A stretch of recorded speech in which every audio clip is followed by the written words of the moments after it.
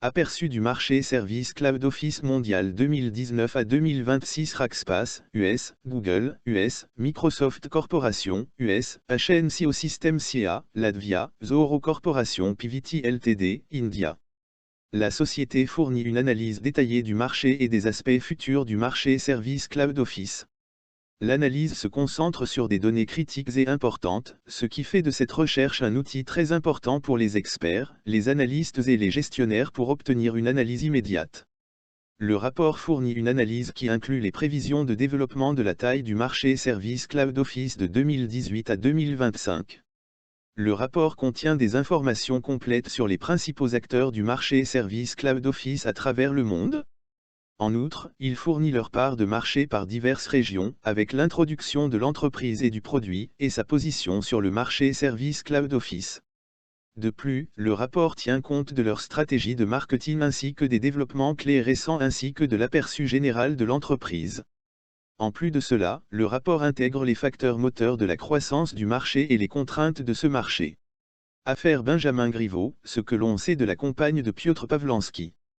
Piotr Pavlansky, l'artiste russe qui a revendiqué la publication de vidéos intimes attribuées à l'ancien candidat à la mairie de Paris a été placé en garde à vue pour atteinte à l'intimité de la vie privée dimanche.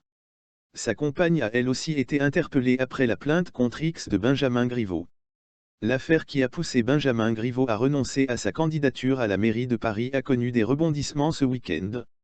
D'abord arrêté samedi dans le cadre d'une affaire de violence, Piotr Pavlansky a été mis en garde à vue pour atteinte à l'intimité de la vie privée et diffusion sans l'accord de la personne d'images à caractère sexuel, dimanche. L'activiste et artiste russe avait revendiqué la diffusion des vidéos intimes attribuées à ce proche d'Emmanuel Macron. Benjamin Griveaux a quant à lui déposé une plainte contre X dans cette affaire samedi.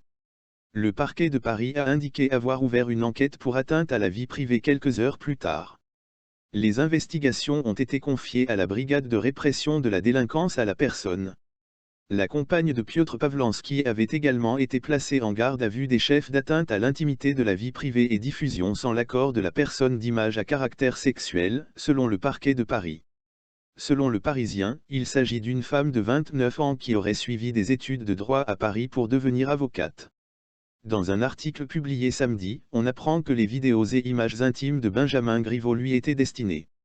Le Parisien dit ignorer si cette femme a transmis elle-même les vidéos intimes ou si elle a été victime d'un piratage. Piotr Pavlansky avait obtenu l'asile en France avec son ex-compagne, Oksana Chaligina, en 2017. Après de multiples réunions, La République En Marche a choisi Agnès Buzyn, la ministre de la Santé, pour remplacer Benjamin Griveaux comme tête de liste des municipales à Paris. Grève RATP et SNCF, les perturbations annoncées pour ce lundi 17 février. Grève SNCF-RATP. Plusieurs syndicats de la RATP et de la SNCF appellent à une journée noire dans les transports, lundi 17 février. Le trafic sera quasi normal à la RATP et normal à la SNCF. La grève contre la réforme des retraites ne devrait donc causer que de faibles perturbations. Le point sur les prévisions.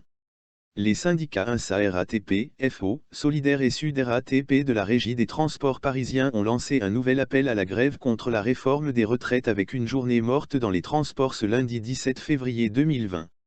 Le trafic sera quasi normal selon la RATP et normal à la SNCF.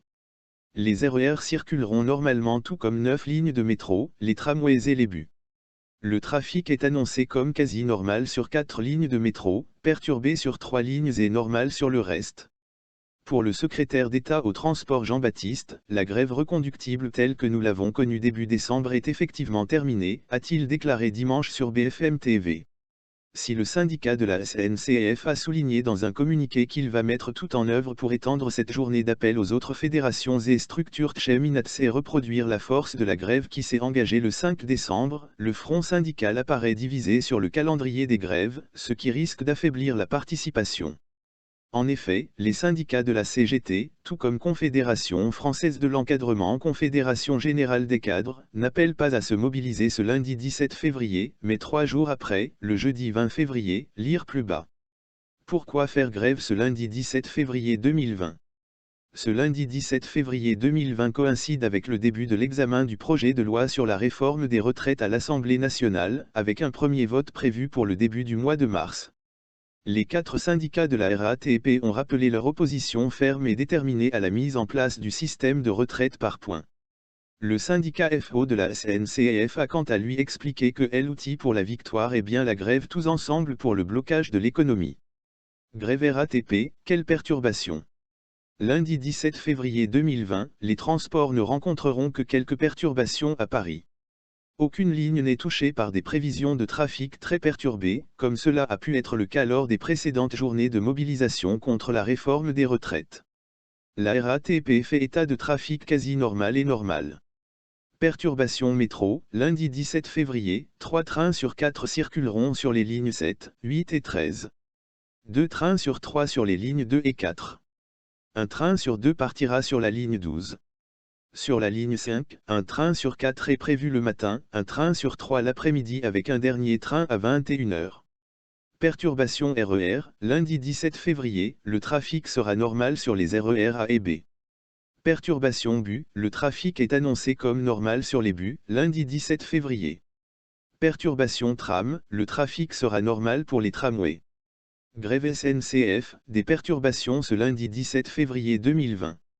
Un seul syndicat de la SNCF, FO Cheminots, a rejoint le mouvement du lundi noir initié par la RATP, lançant un appel national à la grève. La SNCF a annoncé un trafic normal. Réforme des retraites, le projet de loi bientôt à l'Assemblée nationale, tout savoir. Les députés ont jusqu'à 17 h ce vendredi pour déposer des amendements avant le début de l'examen en séance publique lundi prochain, 17 février. Cette nouvelle échéance intervient alors que le gouvernement a acté plusieurs avancées sociales sur la pénibilité et l'emploi des seniors notamment. L'internaute.com fait le point. La bataille sur la réforme des retraites au Palais Bourbon promet d'être ardue. L'examen en séance publique débute lundi 17 février à 16 h. Pour ce faire, les députés ont jusqu'à 17 h ce vendredi pour déposer leurs amendements. En commission spéciale, ce sont plus de 22 000 amendements qui avaient été déposés, empêchant la commission d'adopter le volet ordinaire du projet de loi. Au total, plus de 80 heures de débat sont programmées. Interrogé sur un éventuel recours au 49-3, possibilité écartée par les membres du gouvernement, Laurent Berger a estimé que ça serait du délire, surtout dans le climat actuel. Au micro de France Inter, la ministre de la Santé a répété que cette option n'était pas envisagée pour l'instant. Cette nouvelle phase parlementaire intervient alors que le gouvernement a reçu les partenaires sociaux jeudi 13 février afin de faire le point sur les négociations thématiques lancées en janvier dernier. Pour rappel, elles portaient sur 4 sujets distincts, la pénibilité, l'emploi des seniors. À l'issue de cette réunion multilatérale, Édouard Philippe a acté plusieurs avancées sociales, tout en reconnaissant une absence de consensus sur l'épineux sujet de la pénibilité. Que faut-il retenir? Voici les principales mesures qui ont été actées et qui doivent se traduire sous la forme d'amendements. La clause à l'italienne a été actée pour la conversion des droits acquis. Le rapport de Levoy préconisait initialement une conversion des droits au 1er janvier 2025. Cette idée a été écartée. Nous allons proposer un système plus respectueux des carrières pour ceux qui entreront dans le système universel, a-t-il défendu. En clair, les droits acquis jusqu'en 2025 seront calculés sur les 6 derniers mois de traitement, en fin de carrière, pour les fonctionnaires et les 25 meilleures années sur l'ensemble de la carrière pour les salariés du secteur privé. La retraite progressive sera accessible dès l'âge de 60 ans et sera beaucoup plus facile d'accès, pour le secteur privé et le public. Pour rappel, ce dispositif permet actuellement à un salarié de se mettre à mi-temps, donc de toucher un salaire correspondant à un mi-temps, et une partie de sa pension de retraite. Une réflexion va être initiée par Muriel Pénicaud autour d'un compte épargne-temps qui suivrait chacun de nos concitoyens tout au long de sa vie pour favoriser une gestion de son temps de travail de manière différenciée selon le moment de la carrière. Sans attendre, nous allons déplafonner dans la fonction publique le compte épargne-temps pour rendre possible des mi-temps en fin de carrière par exemple à l'hôpital, a fait savoir Édouard Philippe. Sur la pénibilité, les branches professionnelles vont être invitées dans les 6 mois qui suivent le vote de la loi à lancer un plan massif de prévention et ainsi d'identifier les métiers exposés aux facteurs pénibilité. Un congé de reconversion doit être créé. Ce congé de 6 mois, rémunéré 100% du salaire, permettra à un salarié qui a exercé un métier pénible durant un certain temps, 10, 15, voire 20 ans, a indiqué le Premier ministre, de se former à un nouveau métier. On comprend bien la logique, si on a passé une période déterminante de sa carrière exposée à la pénibilité, il est peut-être plus intelligent de permettre à celui qui le souhaite de basculer vers un métier qui ne sera plus exposé à la pénibilité plutôt que d'attendre d'aller jusqu'à la fin de sa carrière et d'en tenir compte au moment de la réparation ou d'un départ anticipé, a estimé Édouard Philippe. Ce dernier a noté que les concertations avec les partenaires sociaux avaient abouti à l'idée qu'il fallait généraliser la visite médicale généralisée pour les métiers pénibles des 55 ans, afin d'identifier ceux qui pourront faire valoir leur droit à un départ à la retraite anticipée à raison d'une incapacité permanente.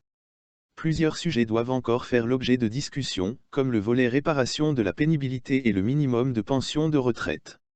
Vendredi, de nouvelles annonces ont été faites sur les droits familiaux. Pour rappel, le projet de loi prévoit une bonification de 5% des droits. Le gouvernement a proposé ce vendredi l'attribution obligatoire de la moitié des droits familiaux à la mère au titre de la maternité sans possibilité de partage. Les 2,5% restants, accordés au titre de l'éducation de l'enfant, resteront quant à eux partageables et attribués par défaut à la mère. Les femmes qui élèvent seules leurs enfants devraient, elles, obtenir des points supplémentaires. Sur la pension de réversion, il a été annoncé que les femmes divorcées pourront toucher 55% de la pension du défunt. La pension sera proratisée à la durée du mariage, rapportée à la durée de cotisation et mise sous condition de ressources, a fait savoir Laurent Pietraszewski. Vous vous interrogez sur ce que contient le projet de loi. Sur les étapes à venir dans les prochains mois. L'internaute.com répond à toutes vos questions. Où en est le projet de loi ? Quand sera-t-il voté par le Parlement ? La première phase parlementaire s'est terminée le mercredi 12 février. La commission spéciale n'est pas parvenue à achever l'examen du texte de loi ordinaire, comportant 65 articles, croulant sous des milliers d'amendements, très souvent identiques de la France insoumise. Ce volet de la réforme des retraites va donc arriver dans l'hémicycle sous sa version initiale, déposée par le gouvernement. La vingtaine d'amendements votés en commission pourrait toutefois être reprise par le rapporteur général en vue de l'examen en séance. La commission a toutefois adopté le volet organique du projet de loi. L'examen dans l'hémicycle débute à partir du lundi 17 février. Pour rappel, le gouvernement souhaite que le vote en première lecture intervienne avant les élections municipales. Les deux textes de loi doivent arriver au Sénat au printemps pour être définitivement adoptés par le Parlement d'ici la fin de la session parlementaire, à l'été 2020, a répété Laurent Pietraszewski au micro d'Europe 1 ce vendredi 14 février.